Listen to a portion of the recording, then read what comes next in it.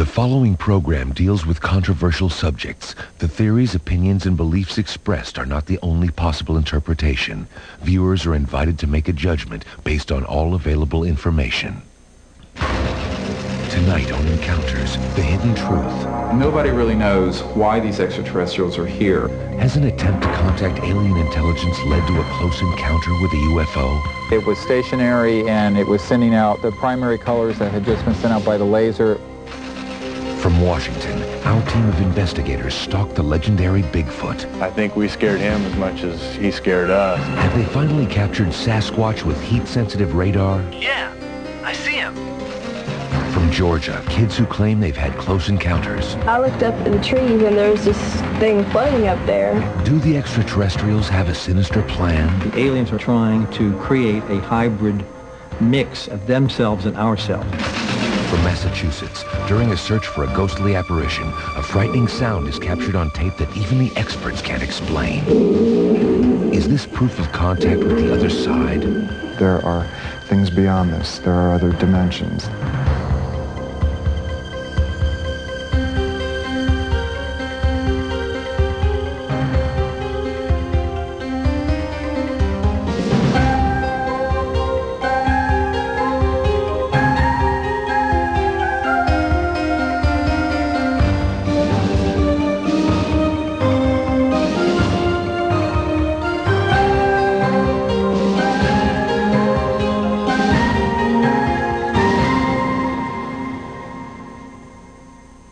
Hello, I'm John Marshall, and welcome to Encounters, the Hidden Truth. You know, one of the most popular legends of the unexplained goes by a somewhat ridiculous nickname, Bigfoot. But behind the legend, there may lie some startling truths. I traveled to the wilds of Washington to separate fact from conjecture, and I learned one thing.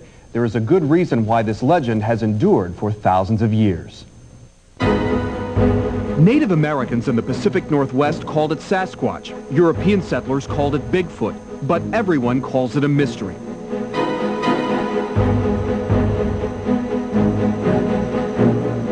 Is it possible that the missing link between man and ape roams these dense forests?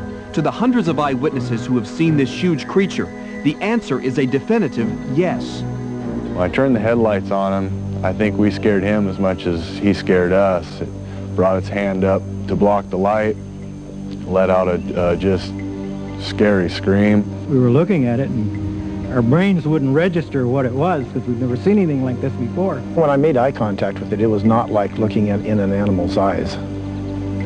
And even though there was some distance, it was not like looking at an animal. There was intelligence there on the other side of those eyes. Although every one of these eyewitnesses describes a different sighting, every encounter shares one thing: the enormous size of the creature. He was about 8 feet tall. I weighed 200 pounds at that time, and he was a good 350 to 400 pounds heavier than me. His arms were as thick as my thigh. Eyewitness testimony may hold up in court, but science demands further evidence. And the most dramatic evidence collected to date is this film clip shot near Yakima, Washington in the fall of 1967. If it's a man in an ape suit, anthropologist Grover Krantz finds the performance brilliant, if not impossible. I went through it frame by frame, measuring everything I could on it, what the body proportions were, and I can state flatly that there is no human being alive who can fit into a costume with the dimensions that are shown there. Maybe it's a man who's got his elbows out, and that's the shoulders. But then any man of that height, the elbows are much too far apart to be the shoulders. There's only one way you can do it. You get a 6.5 foot tall man, and go 1/3 out along his upper arm, break it, and introduce a new joint. There is other evidence that Bigfoot exists: huge footprints, hair samples, and droppings. But we decided to look for fresh evidence and maybe a first-hand encounter. We decided to go to the area with the most recent and concentrated sightings, Grays Harbor, Washington, a scenic county at the base of the Olympic Peninsula. Thickly forested, it's a place where a large animal could hide for a long time. Undaunted, we put together a team of witnesses, technical experts, and trappers to see if we couldn't capture Bigfoot on videotape.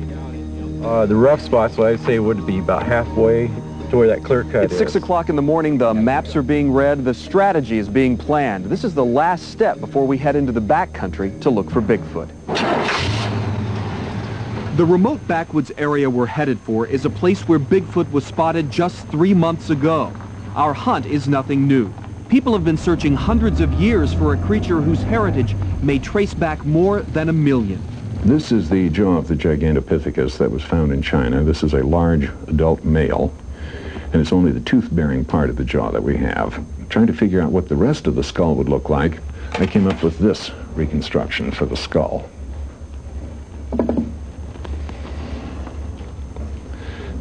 This, then, is roughly what I think the Gigantopithecus entire skull would look like. And I also expect that this is approximately what a Sasquatch skull would look like. We've made it to the end of the road. From here on out, there's nothing but nature between us and our quarry.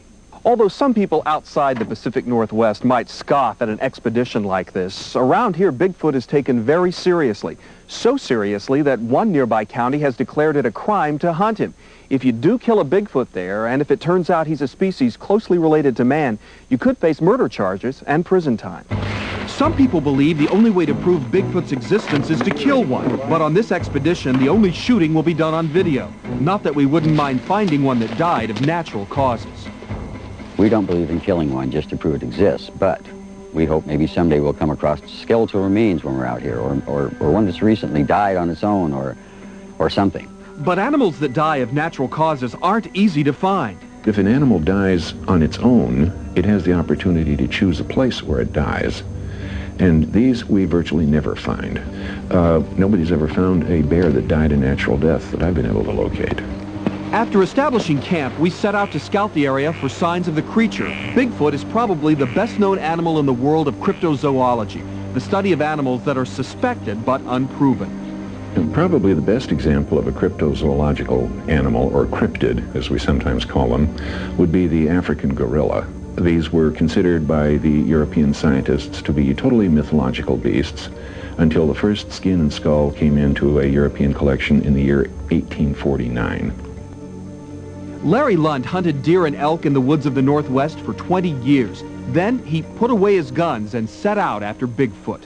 When we follow trails, and especially along the riverbeds, we look for anything that's out of the ordinary for the normal animals of the area. We look for footprints, droppings, large disturbed areas. Larry spent most of his time searching for tracks along a nearby creek. Here we have it's probably a doe track. Yeah, it is a doe track. These leaves be pressed inside it. Made me curious why they were stuck down the ground, but it is just a doe track. He found plenty of deer and elk tracks, but nothing out of the ordinary. Meanwhile, Forester Wayne Moore and former Sheriff's Deputy Fred Bradshaw led me into the high country. Later that afternoon, we found something unusual. You see something? This is an impression right here. Yeah. That's a good possible right here. You got the toes, the cut edges along here for the heel. And that'd be at least a good 14-inch track. And given what we see here, I mean, what does it tell us about the stride? How, I mean, in terms of the height, the bigness of the animal? Well, if you allow that is a track, then you've got a 6-foot stride. And a 6-foot stride would be extraordinary. Would it help to make a cast of this? Yes, it would show with when you pour a casting of it, it'll pick up more of the foot impression if it is anything at all. We use a plaster that is easy to mix and quick to harden. The entire process took about 20 minutes. This one's not probably one of the best ones that they've ever had, but it appears that it does have toes in it. There's 1, 2, 3, 4, and then it appears to be a large one over on this side. Maybe, but the tracks led nowhere, and a few footprints made in mossy ground were not the definitive proof we were looking for. Stalking Bigfoot is no easy game. He's proven himself to be an extremely elusive quarry. To catch him on tape, we've devised a trap that includes everything from tripwires and motion detectors to floodlights and video cameras. Now, everything is set to work automatically, but we'll also rig an alarm that will alert us to Bigfoot's presence. Sasquatch researcher Todd Nice staked out a rock quarry near our base camp. Bigfoot purportedly has been seen digging up rodents on a couple of occasions. First, he laid bait. If we had it in one piece, it'd probably be gone in 2 seconds, but if we break it up, it gives them a reason to hang around a little bit. The strategy here is to lure the creature within range of our infrared sensors and floodlights. It's my hope that the shock of the lights may give us an extra 10-15 second filming time. He also set traps in the forest nearby. Immediately around my bivouac site, I will have some tripwires, which will also set off a high-pitched beep should we get anything right in the campsite itself. Yet another kind of trap would illuminate any large animal entering the area. The Native Americans who lived in these forests were very familiar with the creature. Physical anthropologists studied the stone carvings they left behind. It's not any of the animals that's normally encountered in the area, because the Indians carved representations of all the animals that we know. This one appears to be ape-like. The only explanation that anyone's been able to come up with is whoever carved this was familiar with the face of something like a Sasquatch. When an alarm sounded later that evening, Todd was there within seconds. Something definitely hit it, because when I found it, it was pulled up here. Something had to have struck this trip line pretty good. Pretty elusive, whatever it was. The rest of the night was a waiting game. Ultimately, it became clear that no one was taking our bait. But the hunt wasn't over yet. It's now 5:30 in the morning, and we're about to catch up with the linchpin of our operation. It's a Bell Jet Ranger helicopter specially equipped with infrared heat-seeking instruments. If Bigfoot is anywhere near here, the chopper will detect his body heat. The crew will then radio us of his position and continue to track him from the air until we can catch up with him. Are the ground conditions cool enough for you down here? Are there any problems with that? Yeah, this is optimum conditions for infrared. Yeah, optimum. Coordinating their movements with the team on the ground, the helicopter crew covers a 25-square-mile grid. Any warm-blooded animal in the area should register on the cockpit monitor. Looks pretty sterile right now. Okay, we'll check down the drainage. At first, the woods look empty, but a few minutes out, we see a warm area in the brush where a large creature seems to have been bedded down for the night. It can't be far away. And then we spot something alive in the underbrush. It looks tall, and it's huge. Right, 60 degrees. Right, 60 degrees. Okay, I'm going to swing around to the right, and maybe we can identify them. They're directly below us on the right side. The two of them standing together, barely moving. The remainder of our aerial search uncovers plenty of elk, but no evidence of Bigfoot. But that doesn't necessarily mean he isn't out here. Obviously, if the animal is well hidden, the infrared can't pick them up in a cave or under a very dense tree cover. If Bigfoot does live in the thousands of square miles of forest that make up the Pacific Northwest, we'll need more resources to spot him. But our trip wasn't for nothing. When you're dealing with this type of phenomenon, you're not seeking final answers. You're seeking increments in the puzzle, small pieces, small bits. And consequently, anything that you develop is more than you had before. Now, Russell, I can well understand how a live Bigfoot would elude trackers, but all creatures have to die sometime, so where are the bones? Well, John, you'd really have to travel these woods to appreciate just how immense they are. If we assume that Bigfoot is the ultimate endangered species, there may be only a handful left alive. The odds of finding bones are stacked against us. The proverbial needle in a haystack. We'll be right back. When we return, children who claim they've seen UFOs. I looked up at the trees and there was this thing floating up there. Are they also the victims of sinister alien abduction? It's like if some man could come in your house and take your child.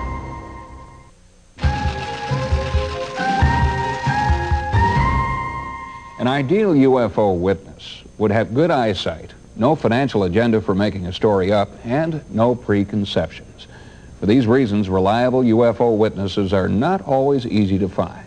You know, John, that's true, but maybe people have been looking in the wrong places.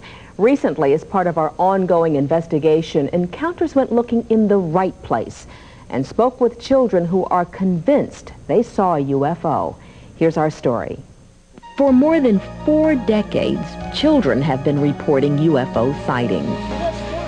These wide-eyed observers offer a unique perspective on this unusual phenomenon. And it came this way. And then, first it was going real slow, and then it just took off. Boom.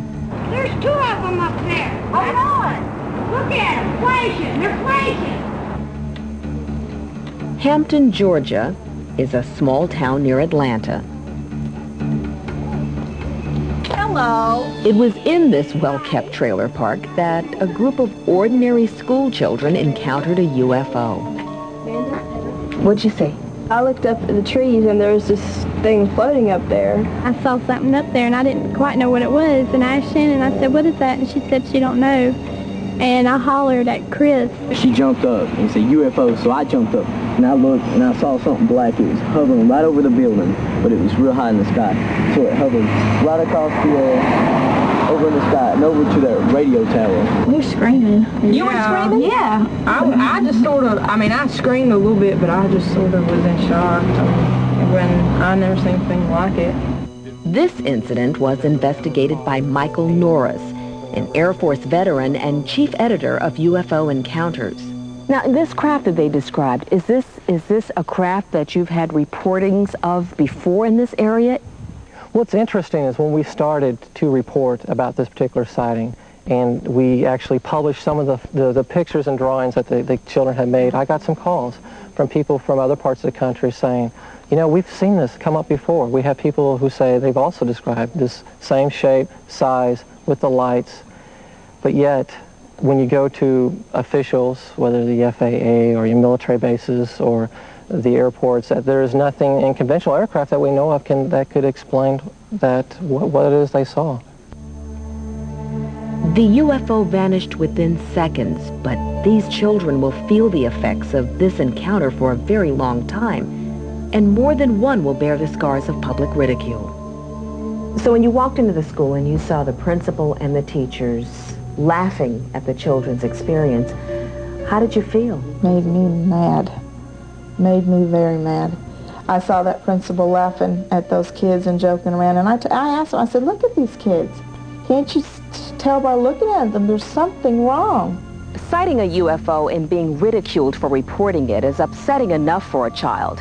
What's far worse is a close encounter of a different kind, alien abduction.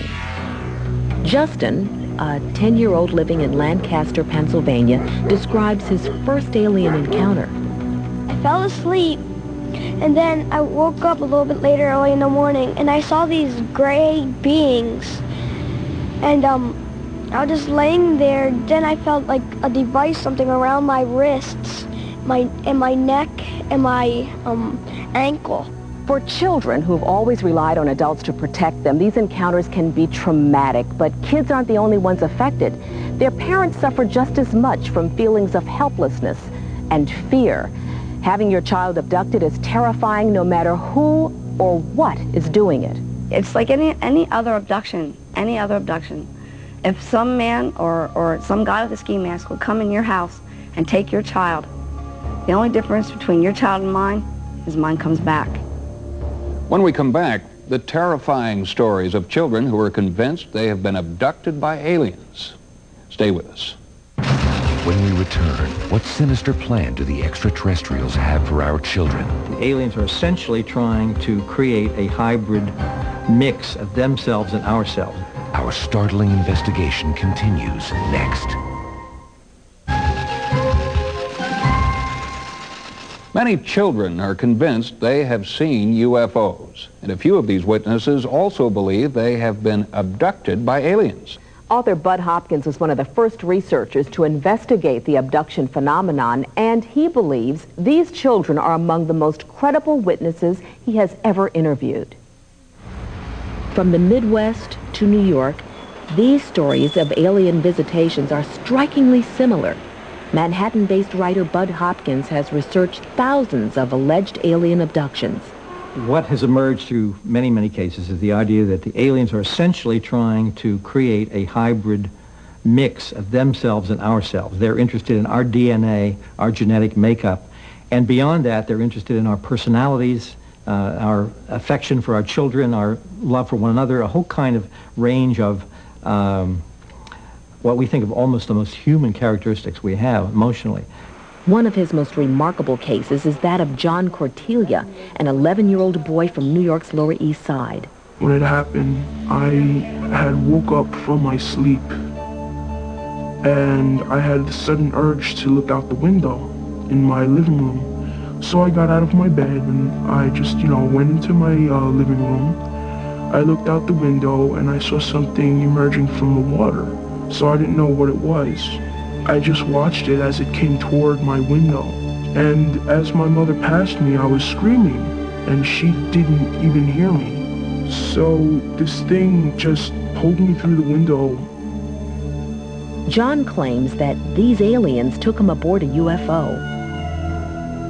They just took me into the door and I was just laid down onto my stomach looking out these windows. I do remember some sort of a scraping with a sort of long rounded object, sort of like a knife, scraping me or scratching me with it, trying to hurt me or something. I woke up the next morning like it was a dream, only though I knew it wasn't a dream. Skeptics claim that abduction stories are the product of a child's active imagination, but Bud Hopkins has developed an elaborate system of tests to prove these skeptics wrong. I developed the Hopkins image recognition test a number of years ago because I felt that a projective test based on simple images and checking the child's response would be a very viable way of looking into their experiences. So I show these children first Santa Claus, and we go through Batman and clowns and police and so on. When we come to the alien out of 10 pictures, which is very neutral, we just listen to what the child says, how the child responds. I have seen a child absolutely fold up in tears, hide herself in her father's lap crying, "I don't want that man in my dreams. That's the man who takes me away." Fortunately, these traumatized and bewildered families have the support of concerned experts. Newport Beach, California is the home of Dr. Deborah Trincala. She specializes in the counseling of alien abductees. I think it's very important that we look at children who've had anomalous experiences in the following way. We need to listen to them. We need to understand that from their world, they don't have a handle on what's happened. They need to have a sense of control over their lives to the degree that they can handle that. That's part of their development. And so we have to be attentive to that need.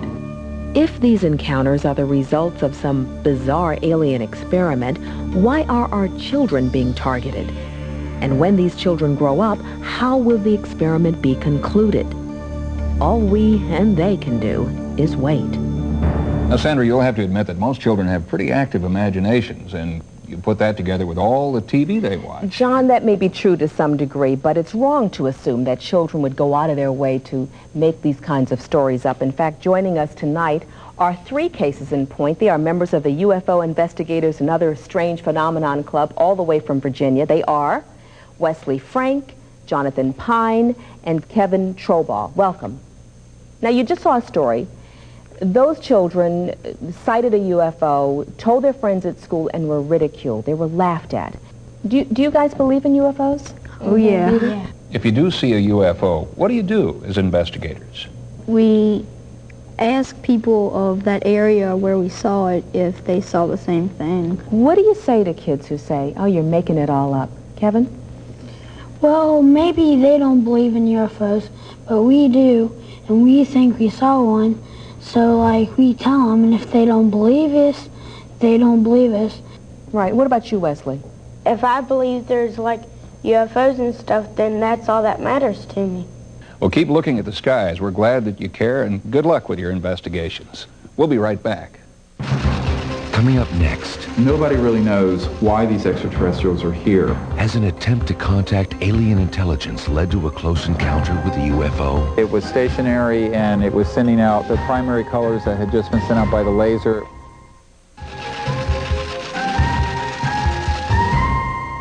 Have you ever wondered what you would do if you saw a UFO? Would you have the presence of mind to observe closely, or would you take off in the opposite direction? Well, the Center for the Study of Extraterrestrial Intelligence knows what they would do. Their motto could be taken from the Boy Scouts: be prepared.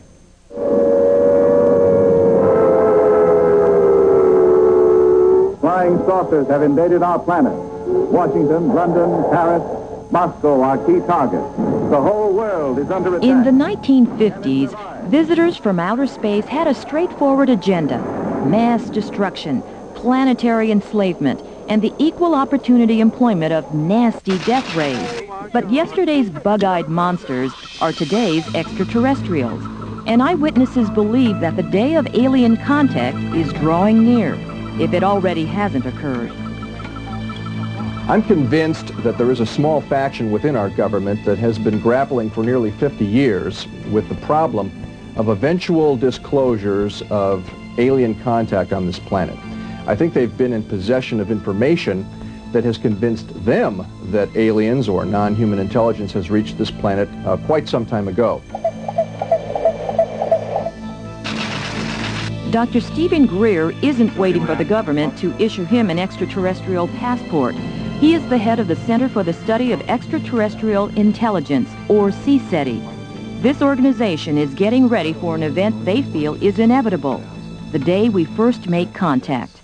Preparing people for this kind of contact, the human dimension is the most difficult one. We were in England in 1992, and we were able to vector one of these objects. It was a large 150-foot diameter disc with a dome or cupola on top. You know, God is my witness, this was an extraordinary event. But when you've locked on, you have signaled to it, it has signaled back, it's changed course, and it's coming in towards you. This is when you realize that, my God, they see us and they're coming. Dr. Greer founded CSETI in 1990. Over the years, they have refined their stated mission. Trying to establish contact with the life forms on board these objects. And this is very important. CSETI really isn't interested in the UFOs. We're interested in the occupants or the intelligence or the beings behind the UFOs. All of CSETI's efforts have one ultimate intention: try to get one to land and eventually, if possible, to get a boarding party on board one of these objects. Encounters asked CSETI if they would take us on one of their UFO expeditions, and they agreed. Before we left, we met with their team of human ambassadors.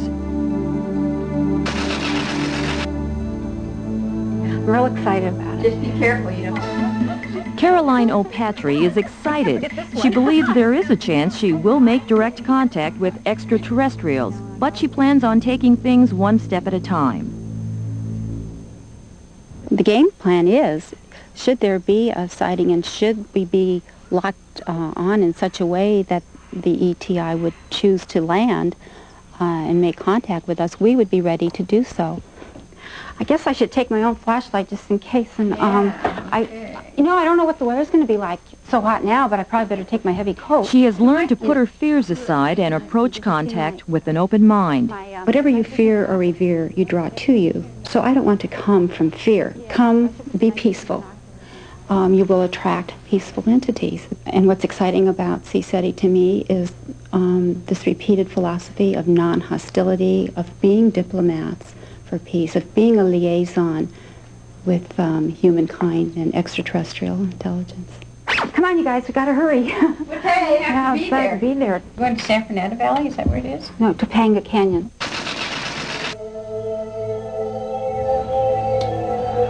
Am I emotionally prepared to go on board a UFO? I don't know. I like to think that I am. But then again, I know, because of the people I've talked to, that seeing a UFO is not always fun. It's scary. For so long, I had thought that UFOs weren't real. I thought they were figments of people's imaginations. That for me to suddenly reverse my opinions caused literally a breakdown in my whole system of beliefs. And it wasn't fun. I eventually had to face the fact that UFOs were here. Nobody really knows why these extraterrestrials are here. However, there's not a scintilla of evidence that their net motives for being here are hostile or oriented towards harming life on this planet. We are now, I think, in the process of looking at the world differently. We're beginning to see everything interconnected. And that's not just on this earth, it's the whole universe. CSETI wants the government to release all information about alien encounters. The idea behind Project Starlight is to brief leaders in society and to encourage them to try to bring out the definitive evidence which we believe exists and to finally confirm the fact that we have detected extraterrestrial life forms. Why would the government cover up alien contact? I think they're coming from a mentality that arose in the mid-40s when we actually believed we were being invaded from space. We couldn't handle the technology we were seeing, but the government would try to keep this secret until they could understand the nature of their challenge. And today, we have 50 years of momentum that's very hard to break. What we do not have is anyone in an important position in government saying the U.S. government has this knowledge and we're officially declaring an interest in this and want to share this with the public. Several of us are urging the Clinton administration to review that policy.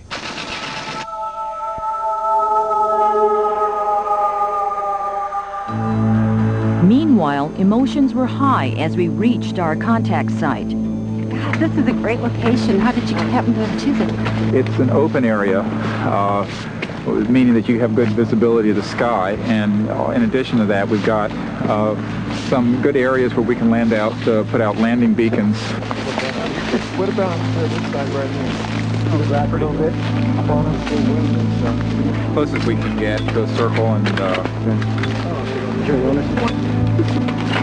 kind of do a briefing here. Enter a entry log on this. This is dictation at Topanga State Park in Los Angeles County. We want to also put all of our names and contact numbers for who you can have contacted in the microcassette recorder for the documentation person. Preston Dennett, contact Christine Dennett. Yeah, Dr. Joe Burks, contact Yael Burks. Dixie Sullivan, contact my office. We want to establish the various positions. We want to number off so that in the event that there is a landing, we know in what order we'll approach the craft. So I'll be boarding party member number 1. Joe, you want to be number 2? Dixie? 3. The last thing we want to do at this point is to determine where the landing site should be in the event that we're able to vector a craft in at close range. Everyone has arrived here at Topanga Canyon, and there's a real sense of excitement in the air. The CSETI members are preparing their laser lights, audio equipment, telescopes, and binoculars, and in a few minutes, we'll start signaling. If we're lucky, something out there just may answer our call. So what we're going to do is project these tones with a radio transceiver.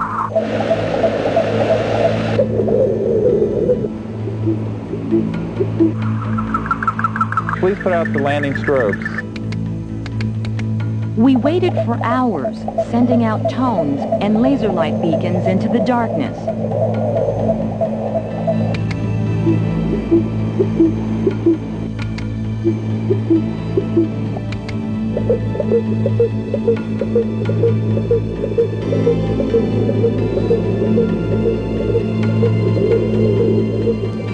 Then suddenly, someone spotted a strange light.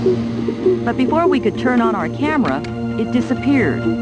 But moments later, it reappeared on the horizon. Oh, there it is again. It's back again. There it is again. Very bright colors, the same red and green the laser was putting out. Oh my God. This is no airplane. At 9:45, we have an object about 5 degrees above the ridge in the west that was probably out over the Pacific Ocean. It was stationary and it was sending out the primary colors that had just been sent out by the laser. Now we've got a commercial jet pilot with us, and this is very unusual. So did we or did we not see something? Yeah, that was. And how rare is that? It happens virtually every time we go out if we're doing the right stuff. Preston, did we have a close encounter tonight? I think we may have. Now, this sort of thing has happened before. And of course, we prefer to call them unknowns, unless if we're up close in a metallic ship. That would be a different story. But nevertheless, it's exciting, and I'm pleased. This is your first time? What was it like? This is my first time with this. Oh, it's excellent. I want to stay here all night. I don't want to leave. I want to see what that was over there. We saw something tonight. We don't know what it was. But as long as human beings claim to be meeting extraterrestrials, CSETI will be trying to make contact. Most of us already know that we're not alone in the universe. This is simply a step further where we're saying, not only are we not alone, but those life forms that may be out there, a few of them have made their way into our corner of the universe. Sandra, I am very curious. Do you really think you saw a UFO? Well, John, I saw something flying and nobody can identify it, so I guess you'd have to say I did see a UFO. Unfortunately, the videotape really didn't do our encounter justice. Our analysis of this intriguing footage will continue, and Encounters will be back in a moment. Coming up, during a search for a ghostly apparition, a frightening sound is captured on tape that even the experts can't explain. Is this proof of contact with the other side? There are things beyond this. There are other dimensions. An important part of the American dream is that day when you move into your new house. But to Jim Beresiak, that dream swiftly turned into a nightmare. According to Jim, a Ouija board gave him a frightening message. His new home was inhabited by ghosts who wanted the house for themselves. Now, Jim didn't need a game board to tell him that he needed help. Encounters was there when that help arrived. Gardner, Massachusetts. Outwardly an unlikely place to investigate an active haunting. But Andrew Nichols has learned that the supernatural is where you find it. Nichols is a skeptical scientist and a trusting parapsychologist. To him, a haunted house is a laboratory.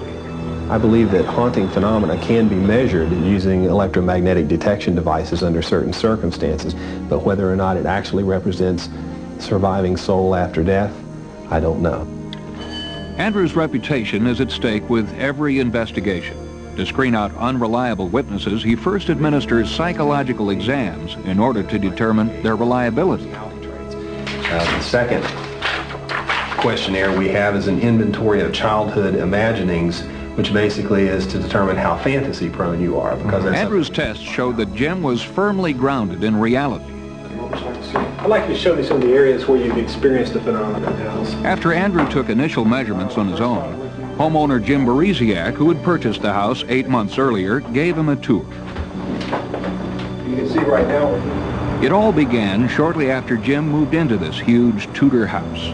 Built in 1893, it stood next to a previously well-traveled frontier trail. When we first moved in, things happened very quickly. And I think they were just signs showing us that they were here. You would hear what sounded like crystal hitting the floor, the hardwood floor, and just shattering all over. Yet when you turned around, there was nothing. After midnight, Jim would hear other inexplicable sounds echoing through the house. Usually around 2, 3 o'clock in the morning, you will hear someone walking up and down the main stairway. We have heard a baby crying. I've heard a woman laughing, a dog, which is odd considering I have 2 cats. The strange things that have happened in this room mainly took place last weekend. I was away on a trip, and when I came back and came into the bedroom, I noticed that the statues, which had belonged to my mother, were all face down on the floor. None of them were chipped, none were broken. They were just placed face down on the floor. Jim told Andy that months earlier, he decided to try to directly communicate with the apparent ghostly occupants of his home. He decided to use a Ouija board. It works by subliminal motions of the muscle system and involuntary motion. So the person themselves are actually moving the planchette or the pointer across the board. But it still is an interesting psychic tool because our subconscious or unconscious minds are more closely tuned to psychic phenomena. Right from the beginning, we never had any problem with communicating. It was a very strong force. It gave us specifics. The letters and numbers on the board told Jim an ancient story of treachery and murder. It took place in 1720. They were traveling from Quebec City to Boston on what was at one time an Indian trail, and they had stopped on the property overnight to rest. They built a campfire, and were around the campfire when they were robbed and eventually murdered. Channeled through the Ouija board, the spirits told Jim that they had been buried in front of the house. They wish to be taken back to Quebec City, where they could rest in peace. I want to help them. And I think in helping them, I'll help myself.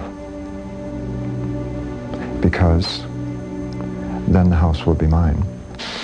Praying that he could find their remains, Jim and a couple of friends searched for the bones. But they found nothing. Desperate, Jim went looking for outside help. That help arrived with Andrew Nichols. Andrew continued his electromagnetic search for some hard facts, and his meters uncovered the kinds of phenomena often associated with hauntings. I think some of the fields that we've discovered in this house are extremely significant, particularly the one at the base of the stairs, which was a mobile field. It actually was a moving electromagnetic field, and that cannot be explained by any normal environmental cause that I'm aware of. At this point in the story, Encounters became directly involved in this electronic gathering of evidence. During a routine screening of the tapes containing Andrew's interview, we noticed something that had gone unnoticed by the 5 people who were present at the time. A strange growl that appeared between interview questions. We couldn't explain how it got there, so we sent the tape out for analysis. Encounters asked audio specialist Tom Borton to use computers and waveform monitors to compare the growl to a variety of samples. First, he ruled out the possibility that it was human. Next, he eliminated any known animal as the source. That narrowed down the possible explanation to something with no explanation. There's no way of being able to make an exact analysis and say, yes, this is, definitely a spirit, but not being human, not being animal, not being machine, not looking like any of those. It's odd, very peculiar. What was this mysterious growl? Did we accidentally capture a ghost on audio tape? Our tests will continue.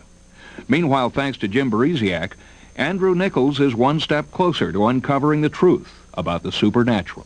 In my opinion, based on the limited amount of time I've had, I do think that this would qualify as being a genuine haunting. I think that all this is, it's not something that's supernatural. It's an aspect of nature that we just don't understand yet. And that eventually, through parapsychology, these phenomena will be brought within the realm of mainstream science, and we will understand it. The lesson that I'm learning here is that this isn't all of it. This isn't our total reason for being. This isn't our total existence. There are things beyond this. There are other dimensions. There are other times. And we shouldn't fear death. Other than that strange growl, there's really little hard evidence that ghosts haunt Jim Beresiak's house. But whether or not we believe the Ouija board story, Jim Beresiak hopes that his ghostly tenants have at last found peace. Encounters will be right back. If you would like to contact us here at Encounters, write to Encounters, P.O. Box 36B47, Los Angeles, California, 90036. To contact us by phone, call 213-525-1UFO. That's 213-525-1836. Or to contact us online, visit the Encounters forum on CompuServe by typing Go Encounters or the following number. And thank you for your interest in Encounters. It's been said that the finite mind cannot hope to understand the infinite. The stories we've seen this evening illustrate the truth in that saying. And we hope that we've given you something to think about and helped you come closer to unraveling the hidden truth. I'm John Marshall. Good night.